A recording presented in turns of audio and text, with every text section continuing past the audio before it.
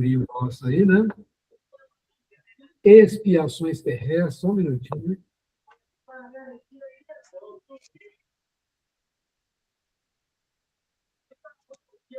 Só lembrando, né?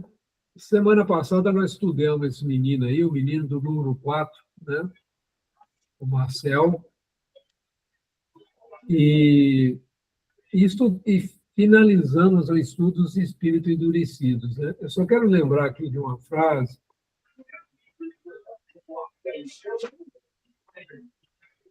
Só um minutinho. Tem uma frase aqui que eu achei muito importante. De um modo geral, você lembra dos espíritos que nós estudamos endurecidos? Aqueles que não têm vontade nenhuma de se mover em direção à sua modificação, né? Então, de um modo geral, esses espíritos, vamos dizer assim, indolentes, né? Eles que não querem nenhum esforço, tem um lá que não queria nem orar, né? Outro que diz que faz até parte dos espíritos desalentados, né? Então, e diz assim, de um modo geral, esses espíritos são mais difíceis de serem conduzidos ao bem do que os francamente maus. Porque esses últimos... Miguel, fica andando descalço, não. Cadê aquele estampadinho lá? Vou fechar o som aqui, que... Muito bem. Esses espíritos indolentes são mais difíceis de levar ao, vamos dizer assim, porque falta a eles energia, né? E esses espíritos francamente maus, quando eles tomam consciência do que estão equivocados, eles têm um entusiasmo tão grande pelo bem quanto tiveram pelo mal. É um exemplo que nós tivemos do nosso querido Paulo de Tarso, né, gente? Nós já estudamos aqui juntos, e não tem exemplo maior, e numa encarnação ele saiu da água para o vinho, né, como costuma se dizer, né? Vai ser muito interessante esse estudo dos espíritos endurecidos, né? Nós estudamos aí os endurecidos, né, no mal e aqueles indolentes, né? E nós estudamos sobre o Marcel, até comentei agora há pouco sobre ele, né? Aquele menino de 10 anos. Eu não vou comentar mais, eu acho que já fizemos, de certa forma, uma recapitulação, né? E ele hoje está aí, né? Esperança e coragem. Está disparando essa mensagem, trabalhando no Santo Agostinho, que traz aí essa notícia sobre esse espírito Marcelo, né? Muito interessante. E hoje nós vamos estudar sobre Shimel Milis, ou não sei se fala assim, viu, gente? É um israelita, né? Um judeu. Muito interessante também essa história. Você lê para nós, Cláudio?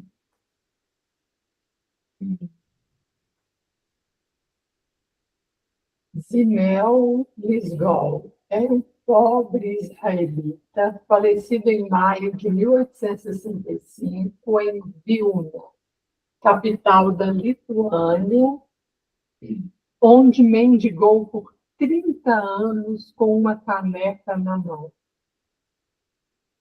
Por toda a cidade conhecia-se a sua voz a pedir: lembrai-vos dos pobres, das viúvas e dos órfãos.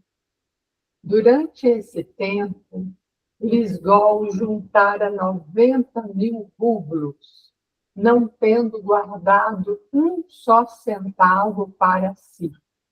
Aliviava os doentes que ele mesmo tratava.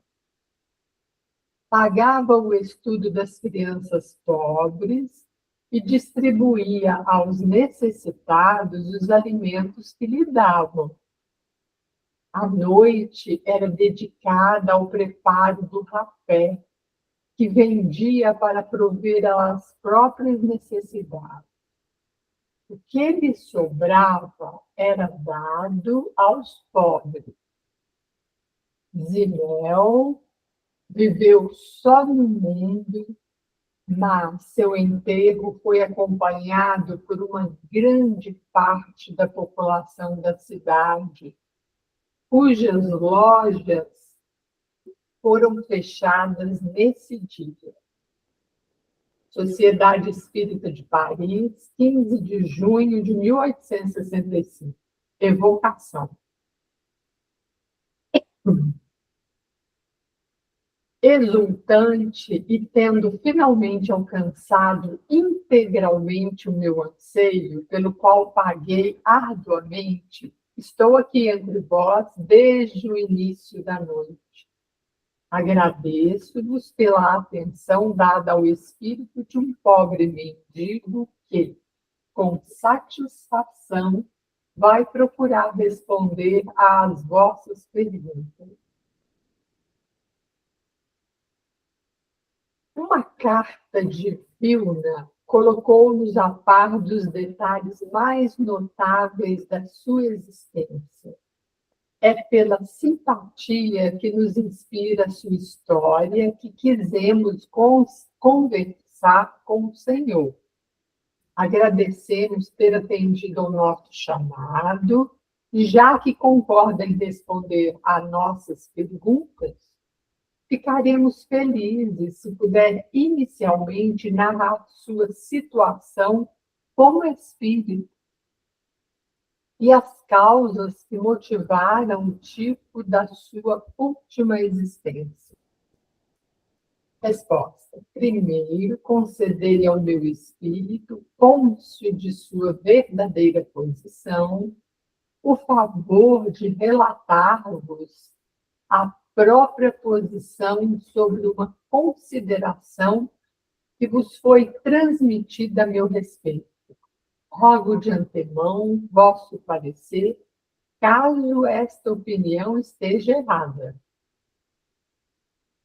Alguns estranham que a manifestação pública tenha tomado tal proporção na homenagem a um homem sem importância, que soube, por seu espírito de caridade, atrair para si tamanha simpatia.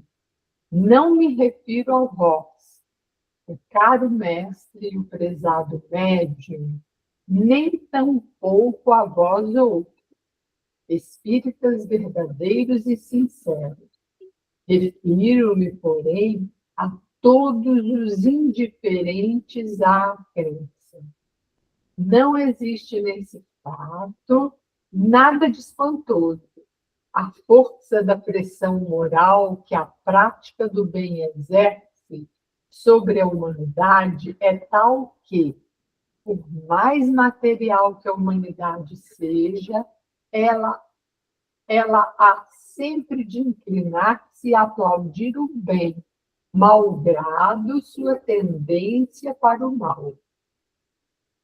Vamos agora às perguntas que, de vossa parte, não são motivadas pela curiosidade, mas formuladas visando apenas a instrução geral.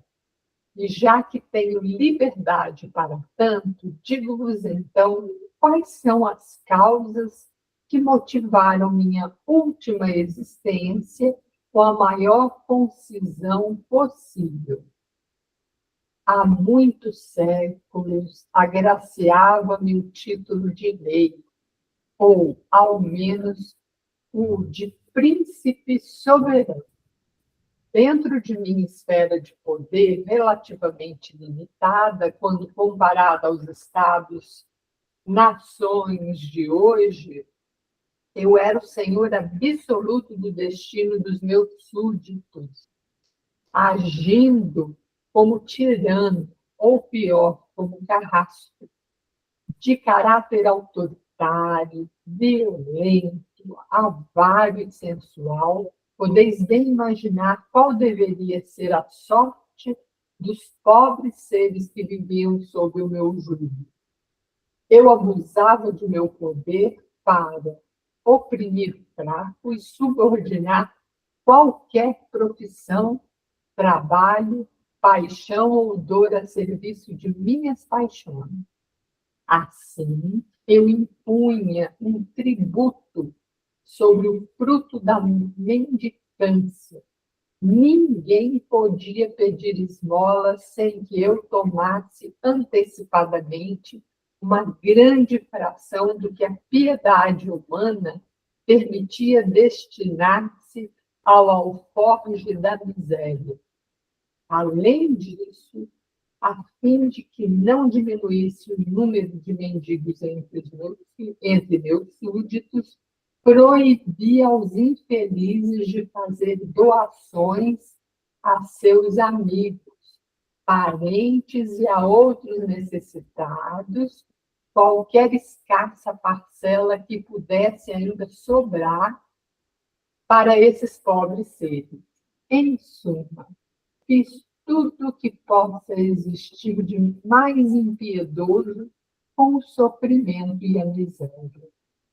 Perdi, enfim, o que chamais de vida, cercado por tormentos e sofrimentos horríveis.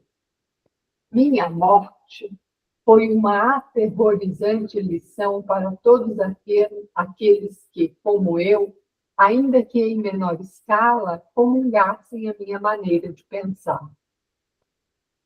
Permaneci no estado de espírito errante por 3 séculos e meio.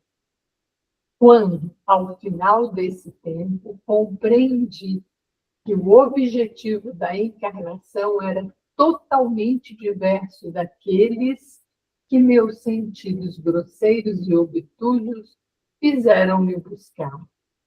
Consegui, por meio de preces, resignação e lamentos, a permissão para passar pela prova material dos mesmos sofrimentos, ou maiores até, que os que eu impusera a outro. Obtida essa permissão, Deus concedeu-lhe o direito de aumentar por meu livre-arbítrio meus sofrimentos morais e físicos. Graças à ajuda dos bons espíritos que me socorriam, persisti em minha decisão de praticar o bem, sendo-lhes agradecido porque me impediram de sucumbir à tarefa que tomei para mim. E aí tem uma nota de rodapé 230 que diz assim: essa explicação corresponde ao item 21º do resumo da Lei da Justiça Divina, no capítulo 8º, que afirma: a situação do espírito, a partir de sua entrada na vida espiritual, é a que ele preparou para si durante a vida no corpo. Mais tarde, outra encarnação lhe é dada, mas ele as aproveita em maior ou menor proporção, em virtude de seu livre arbítrio. Notas do editor. Pude, enfim, concluir uma existência que me permitiu resgatar por ter sido plena de abnegação e caridade, as faltas da outra, caracterizada pela crueldade e injustiça. Nasci de pais pobres e fui órfão muito cedo, aprendendo a sustentar-me sozinho, numa idade em que ainda não se é considerado intelectualmente capaz. Vivi só, sem amor, sem afeições, e até suportei, já no início de minha vida, a brutalidade com que tratara outro. Dizem que o dinheiro que arrecadei foi totalmente usado no auxílio de meu semelhante, o que é verídico. E posso dizer ainda, sem orgulho ou afetação, que frequentemente, à custa de privações relativamente penosas, muito penosas, acrescia ao bem que a caridade pública permitia me fazer. Morri calmamente, confiante no prêmio que a reparação feita em minha última existência havia merecido. e fui recompensado muito além do que pudera cogitar secretamente. Hoje sou feliz, muito feliz por poder afirmar-vos que aquele que se eleva será humilhado e que aquele que se humilha será elevado. Pergunta: poderia, por gentileza, dizer-nos em que consistiu a sua expiação no mundo espiritual e quanto tempo durou desde a sua morte até o momento em que a sua situação foi atenuada como consequência do arrependimento e das boas resoluções que tomou? Conte-nos também o que lhe provocou, como espírito, a mudança de ideia. Resposta: trazeis à minha memória lembranças bem dolorosas. Como sofri, mas eu não me queixo, apenas recordo. Quereis saber o caráter de minha expiação? Ei-lo em todo o seu horror. Carrasco que fui, como disse, de todos os bons sentimentos. Permaneci por muito, muito tempo ligado pelo perispírito ao meu corpo em decomposição.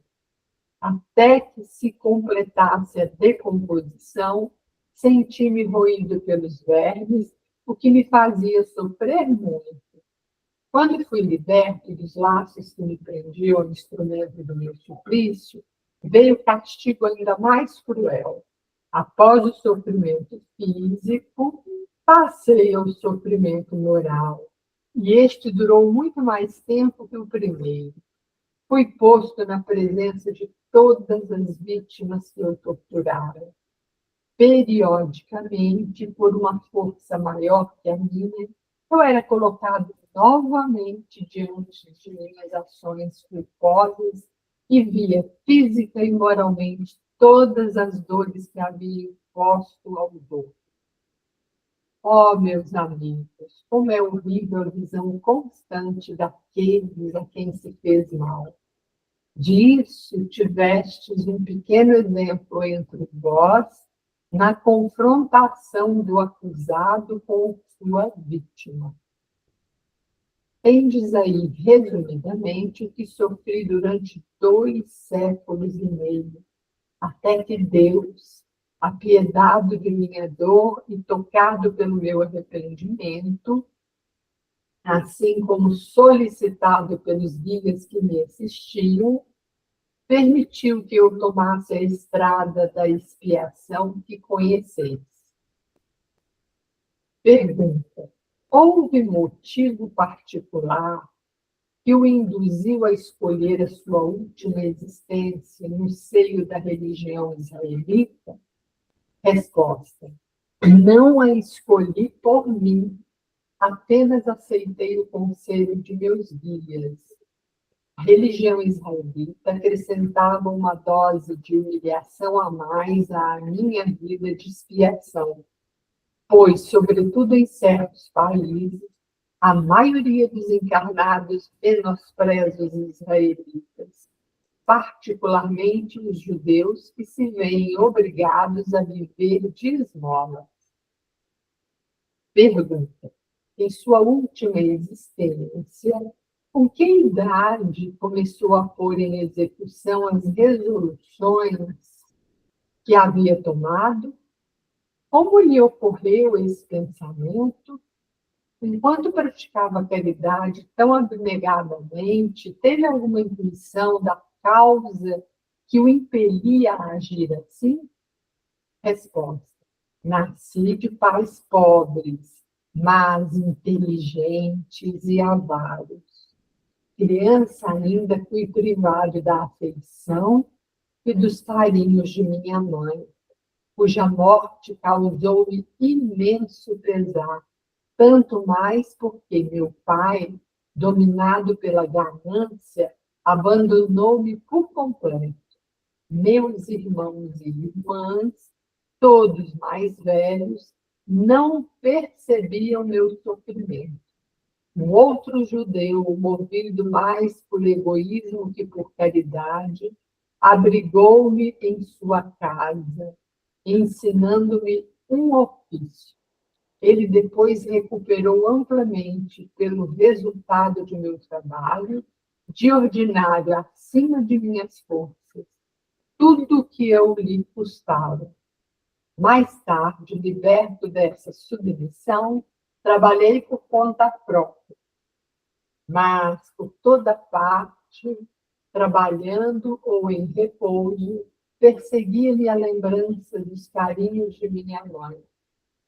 E quanto mais velho ficava, maior era sua lembrança na memória, e mais falta sentia dos seus cuidados e do seu amor. Em pouco tempo, tornei-me o último a carregar o nome da família. Ao cabo de alguns meses, a morte ceifou-me pai e irmão. A forma como eu deveria passar o resto de minha existência começou então a revelar. 2 de meus irmãos haviam deixado órfão. Comovido pela lembrança do que havia sofrido, quis poupar os pobres pequeninos de uma juventude igual a mim. E, não sendo o meu trabalho suficiente para sustentar a todos, comecei a pedir esmola. Não por mim, mas por eles. Mas Deus houve por bem que eu não me consolasse com o resultado de meus esforços. As pobres crianças foram-se também para sempre. Eu bem via o que lhes faltara, a mãe. Resolvi, então, recorrer à caridade pelas viúvas infelizes que, não podendo trabalhar pelo sustento próprio e dos filhos, impunham-se privações fatais, deixando no mundo pobres órfãos abandonados, à mercê dos sofrimentos que eu mesmo experimentava. Foi com a idade de 30 anos, cheio de vigor e saúde, que me viram pedir esmolas para a viúva e seu órfão. O começo foi penoso, pois tive que ouvir palavras humilhantes mais de uma vez.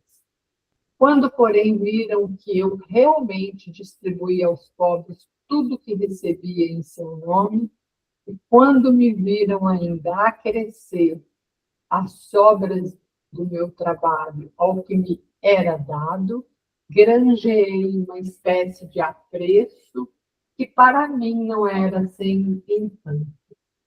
Vivi 60 e alguns anos sem jamais faltar à tarefa que me havia imposto.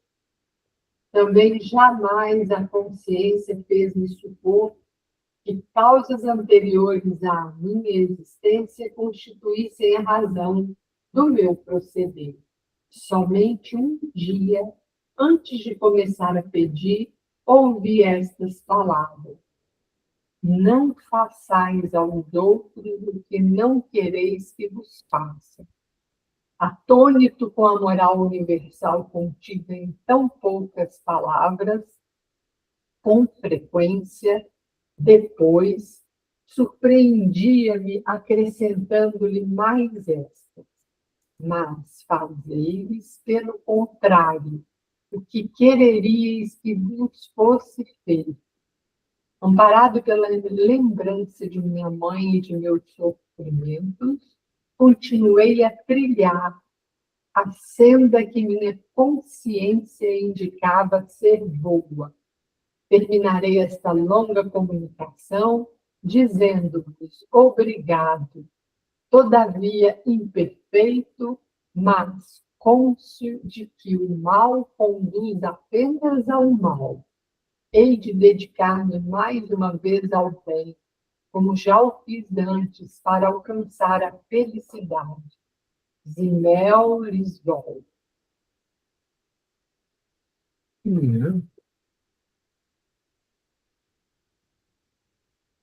Muito interessante, esses relatos que Kardec traz para a gente, né?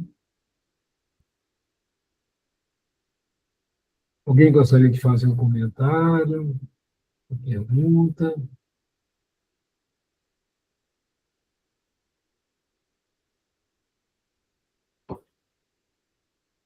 Estou pensando na Lituânia. Hospital de Lituânia.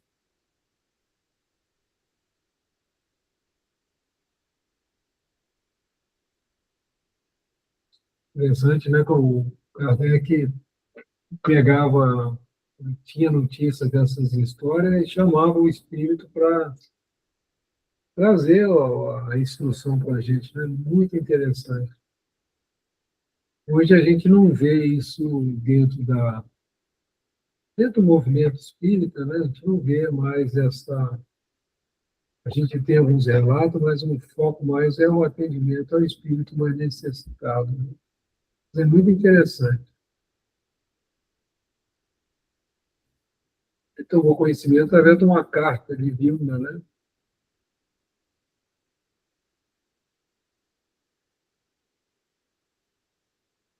Um pouquinho, eu acho que um espírito errante, 3 séculos e meio, né?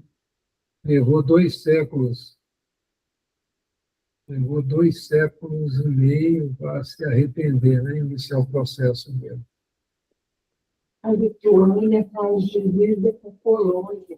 Assim, países. Então, permaneci no estado de espírito errante por 3 séculos e meio.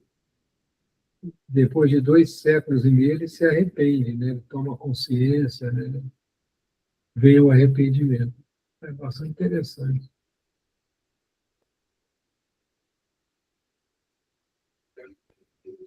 E é interessante o Paulo Henrique Figueiredo, né? O capítulo 8, gente, é o capítulo, vamos dizer assim, central desse livro Céu e Inferno, né? Quando traz as leis da justiça divina para nós, né? E ela tem que analisá-la sempre dentro do contexto que você está vivendo, do espírito. Não é como está na versão adulterada, como um código penal. Não é um código penal. Para cada situação, né, que o espírito está vivendo, a gente vai ver as consequências. E depende muito, né, do livre-arbítrio do espírito. Então, assim, a nossa entrada no mundo espiritual depende muito de como nós estamos levando a nossa vida atualmente. E quando a gente receber uma nova encarnação, o aproveitamento dela continua também dependendo muito da nossa escolha, né? O Paulo Henrique dá esse toque para nós, né? E aqui ele vai comentar aqui, só acha aqui que ele fala que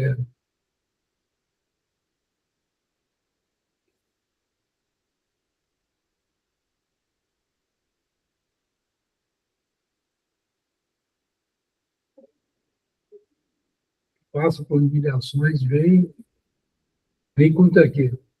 Tem dizer que sofri durante 2 séculos e meio, até que Deus, quer dizer, ficou errante durante 3 séculos e meio, e após 250 anos, né, ele veio um arrependimento, né? Fala que até que Deus, apiedado de minha dor e tocado pelo meu arrependimento.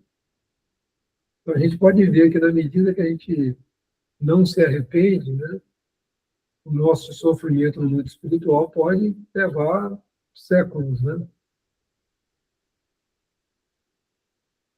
Ele passou, né, viu a decomposição do corpo, ele viu todas as cenas do mal que ele afligiu as outras pessoas, né? Então, veio como judeu, né? Que era uma situação na época. E hoje, né, há muito preconceito contra os judeus, né?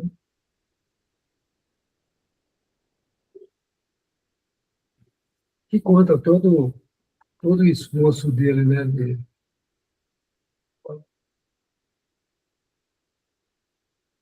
Assim, o texto ele é muito claro, né, gente? Não sei se Agora você vê, ele ainda vai ter outra encarnação, ele ainda não atingiu, né, como o Marcel, que nós estudamos, a liberdade do espírito puro. Ele ainda tem encarnações pela frente, né?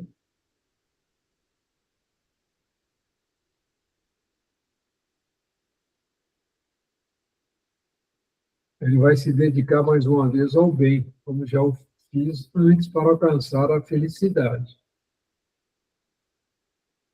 Interessante. Algum comentário, pessoal? Oi, Antônio. Eu só ia comentar assim, que uma frase que ele ouviu, né?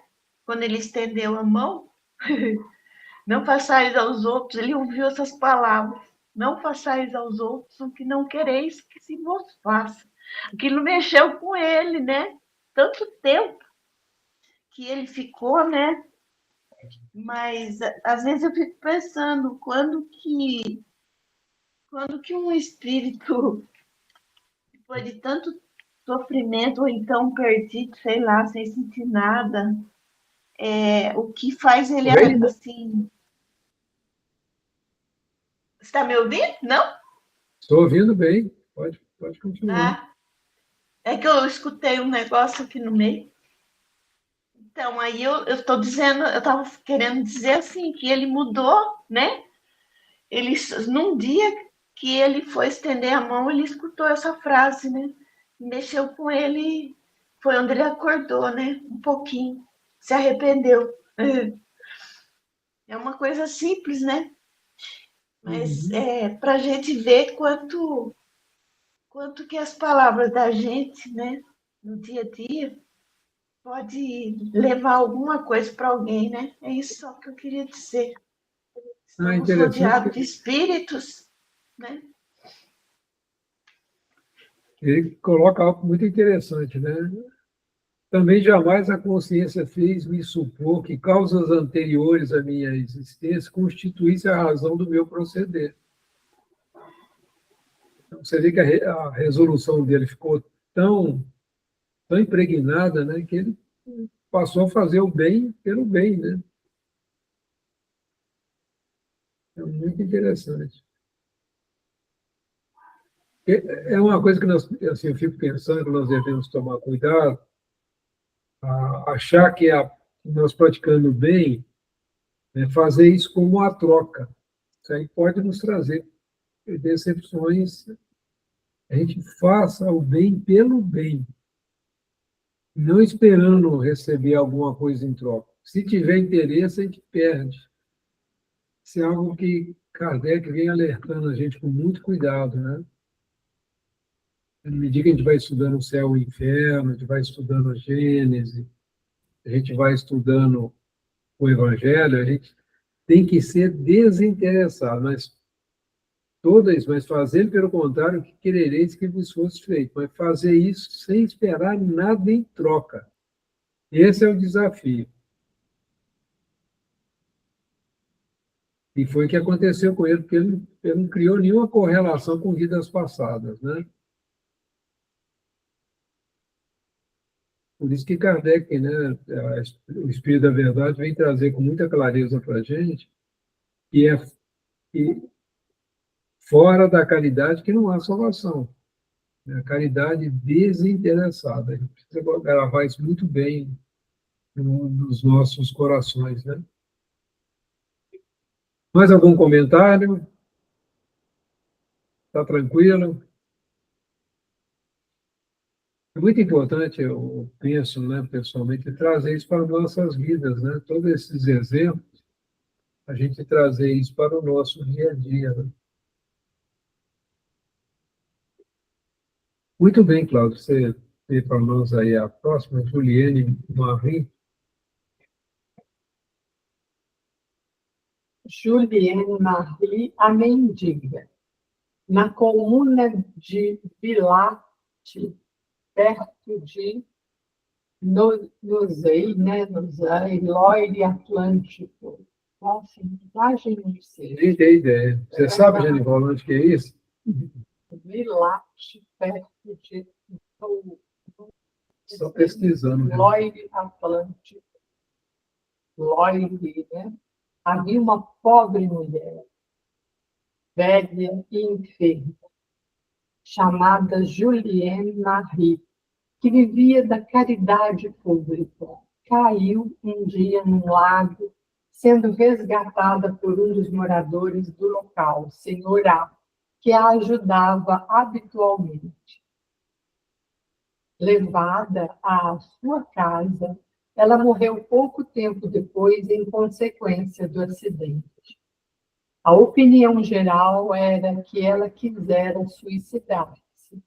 No mesmo dia de seu falecimento, aquele que a salvara, que era espírita e médium, sentiu em todo o seu corpo como que o toque leve de alguém que estivesse perto dele, sem, entretanto, buscar explicar o fato.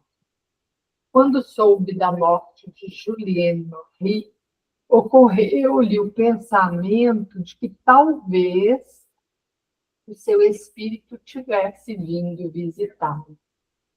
Seguindo o conselho de um de seus amigos, membro da Sociedade Espírita de Paris, a quem havia contado o que se passara, ele fez a evocação da senhora com o intuito de ser-lhe útil. Antes de evocá-la, porém, pediu orientação aos seus guias protetores, dos quais recebeu a seguinte resposta: podes evocá-lo, será uma alegria para ela, embora o favor que te propões a fazer-lhe seja desnecessário. Ela está feliz e completamente dedicada àqueles que se compadeceram dela. Tu és um desses bons amigos. Ela quase não te deixa e, sem que o percebas, muitas vezes fala contigo.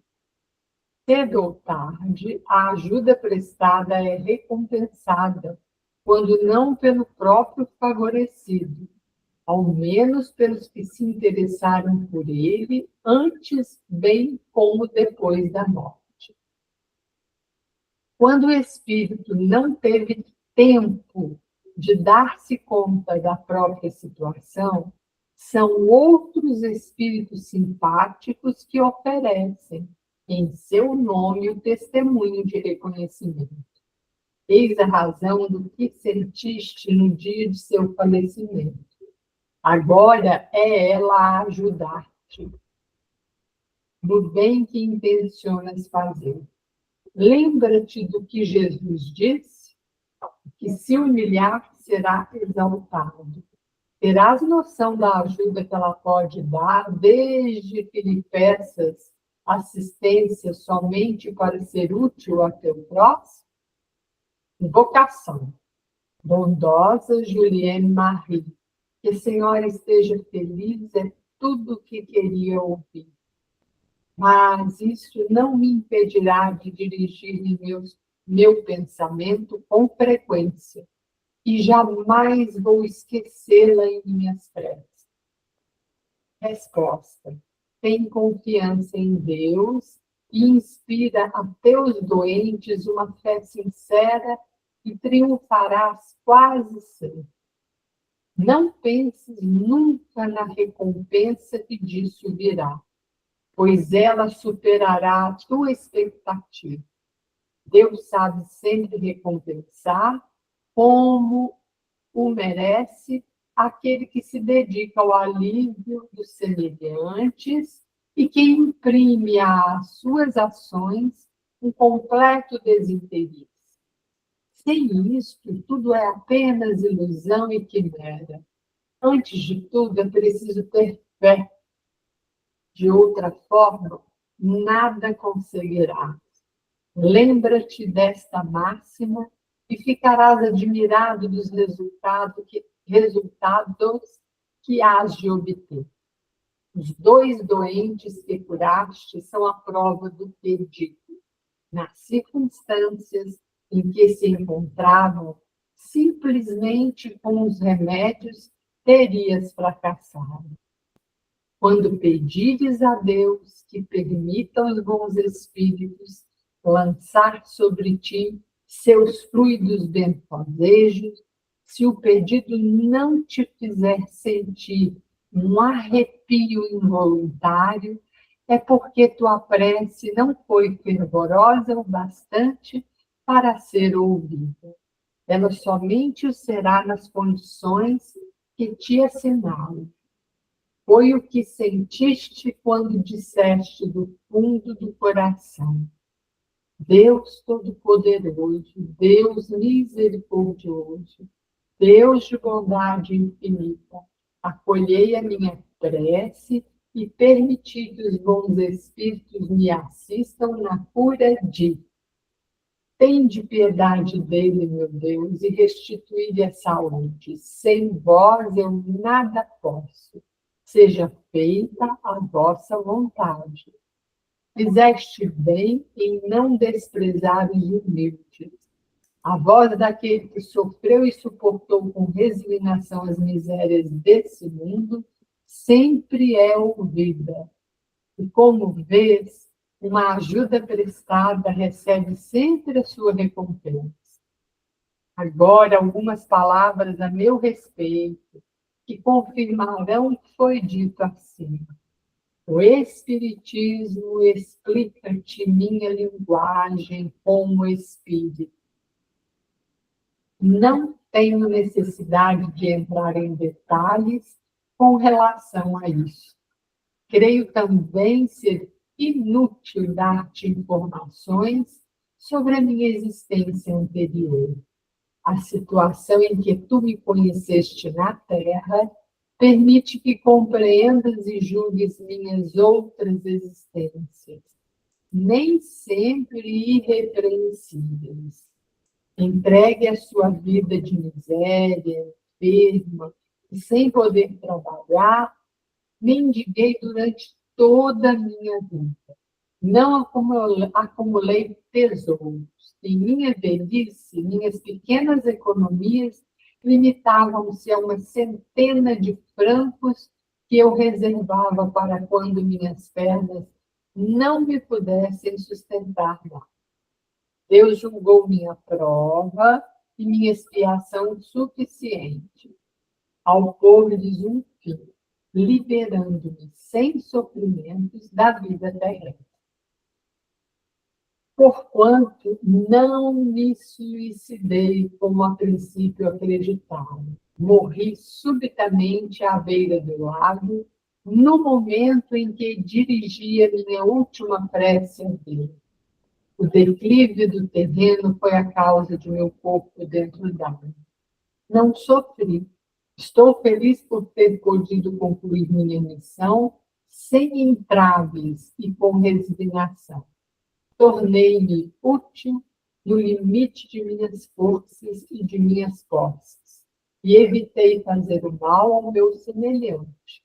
Hoje recebo a recompensa disso e dou graças a Deus, nosso divino Mestre, que suaviza a amargura das provas, fazendo-nos esquecer durante a vida nossas antigas existências e colocando almas caridosas em nosso caminho para que nos ajudem a suportar o fardo de nossas faltas passadas. Persevera tu também, e como eu, serás recompensado. Agradeço tuas bondosas preces e favores que me prestaste. Não o esquecerei jamais. Um dia voltaremos a nos ver e muitas coisas te serão explicadas. Por enquanto, seria supérfluo. Basta saberes que te sou muito devotada e que estarei sempre perto de ti quando tiveres necessidade de mim no auxílio dos que sofrem. A pobre velha Julienne Marie. O espírito de Julienne Marie foi evocado na Sociedade Espírita de Paris em 10 de junho de 1864. tendo ditado a seguinte comunicação: obrigada pela gentileza de admitir-me em vosso meio, caro presidente. O senhor pode imaginar que minhas existências anteriores tiveram uma posição social mais elevada. Se voltei à Terra para enfrentar o teste da pobreza, foi como punição pelo vão orgulho que me fizera repelir quem fosse pobre e miserável. Alcançou-me, então, a justa lei de Italião, que me tornou a mais horrenda mendiga da região. Como que, para provar a bondade de Deus, entretanto, eu não era repelida por todos, o que era todo o meu receio. Assim, suportei minha prova sem reclamar, pressentindo uma vida melhor, da qual não precisaria mais voltar a esta terra de exílio e calamidade. Que felicidade!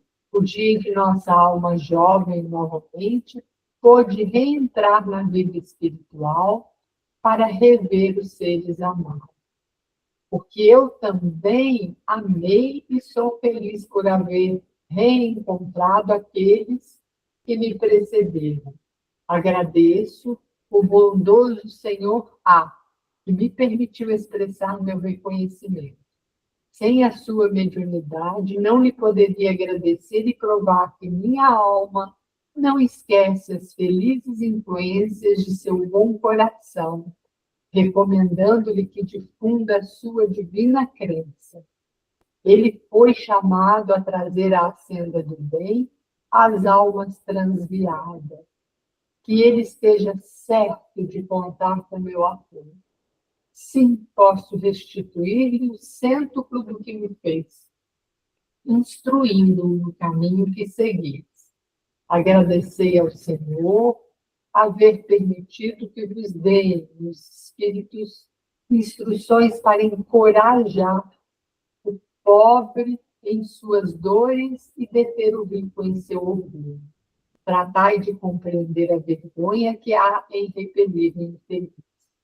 Que vos sirva o meu caso de exemplo, a fim de evitar de espiar vossas faltas, como eu, nas dolorosas posições sociais que tanto vos rebaixam, tornando-vos a escória da sociedade. Tendo essa comunicação sido transmitida pelo Senhor A, este, por sua vez, obteve a mensagem a seguir, que confirma a anterior. Pergunta, bondosa Juliane Marie, já que se dispõe a senhora a auxiliar-me com seus bons conselhos, a fim de que eu progrida na estrada da nossa divina doutrina, tenha a bondade de vir comunicar-se comigo. Farei todos os esforços para tirar proveito de seus ensinamentos. Resposta. Lembra-te da recomendação que te farei e jamais te afastes dela. Sê sempre caridoso na medida de tuas possibilidades. Já compreendes bem a caridade tal como deve ser praticada em todas as situações da vida na Terra. Portanto, não tenho necessidade de vir aconselhar-te a esse respeito. Tu mesmo serás teu melhor juiz, desde que sigas a voz da tua consciência, que não te enganará jamais, se a escutares sinceramente. Não te iludas sobre as missões que tens para cumprir. Pequenos e grandes têm a sua. A minha foi penosa, mas eu merecia semelhante punição por conta de minhas existências precedentes, como confessei ao bom presidente da Sociedade Mãe de Paris, à qual todos vos juntareis um dia.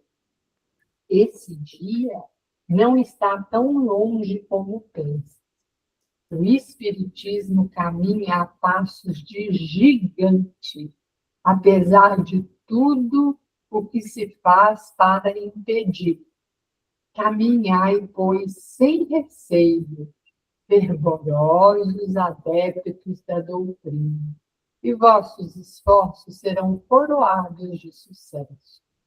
Que vos importa o que possam dizer de vós?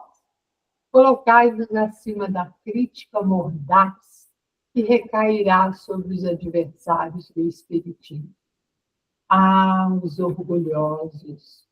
Julgam-se fortes e creem poder abater-vos facilmente. Ficai tranquilos, meus bons amigos, e não receeis confrontar-vos com eles. São mais fáceis de vencer do que imaginais. Muitos deles têm medo, receando que a verdade ofusque-lhes os olhos. Esperai, pois, virão a seu turno ajudar no coroamento da obra. Juliette Marie. Tem mais uma. Nossa, muito linda a mensagem que foi, né? Muito encorajadora.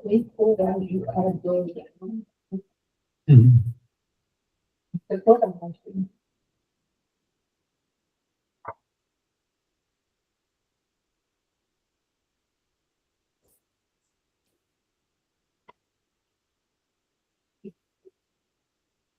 Achei interessante o negócio, né? Ela coloca assim: quando pedires a Deus que permita aos bons espíritos lançarem sobre ti seus fluidos benfazejos, se o pedido não te fizer sentir um arrepio involuntário, é porque tua prece não foi fervorosa o bastante para ser ouvida. O que vocês acharam disso aqui? Achei interessante.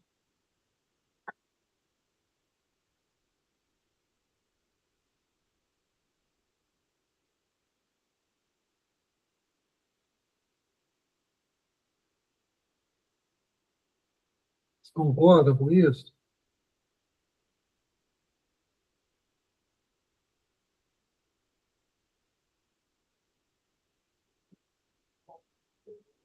Interessante, né? Acho que não é emoção, sentimento forte, né? Se o pedido não te fizer sentir um arrepio involuntário, é porque tua prece não foi fervorosa o bastante para ser ouvida. As condições que te assinalei. Interessante.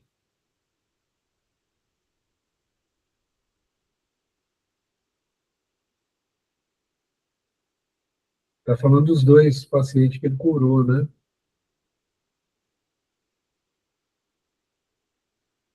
Muito, eu acho assim, muito enriquecedor esse trabalho de Allan Kardec, né? Esse é um livro pouco estudado, né, na doutrina. A gente está vendo assim como ele é rico, né, em ensinamentos, né, pessoal?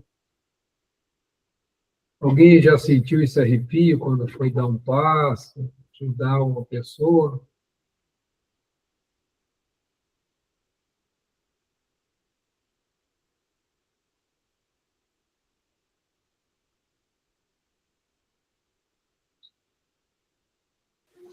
Eu já senti esse arrepio, sim, viu, Antônio? Esse arrepio é um arrepio gostoso. É um arrepio que você sente que foi ouvida, né? É um negócio bem interessante. A fé é aquela fé, né? Fervorosa. A prece que você faz geralmente é sentida, né? Você sente. Você não faz da boca para fora, né? A gente tem que sentir, né? E o interessante foi a oração, né? Deus Todo-Poderoso, Deus Misericordioso, Deus da bondade infinita, colhei a minha prece, permitir que os bons espíritos me assistam na cura. Tende piedade dele, meu Deus, restituir-lhe a saúde, sem vós eu nada posso. Seja feita a vossa vontade. Uhum. Esse é o ponto-chave. Não é nossa. Esse dia aconteceu um negócio assim, eu estava passando estava meio perturbado com a situação, mas no momento que eu falei assim, ó Pai, olha, é o seguinte, seja feita a vossa vontade. Acabou o problema. Então, você Eu viu? fiquei impressionado com isso. Eu estava bem perturbado.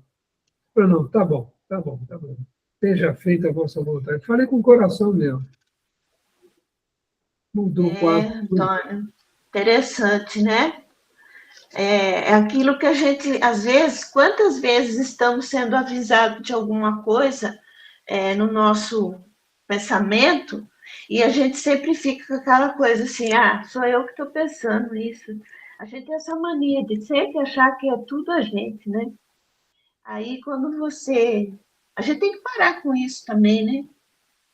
Porque se somos espíritos imortais, estão aqui, todo momento tem uma mensagem, né? E a gente precisa acreditar nessa mensagem, porque à medida que você vai ficando mais assim, como é que eu vou falar? Acho que um pouco fora mais da matéria, né? Acho que é isso. Eu fico pensando que quanto mais você pensar que você é um espírito realmente, e tudo que nós vivemos muito na matéria, esse trago atrapalha muito.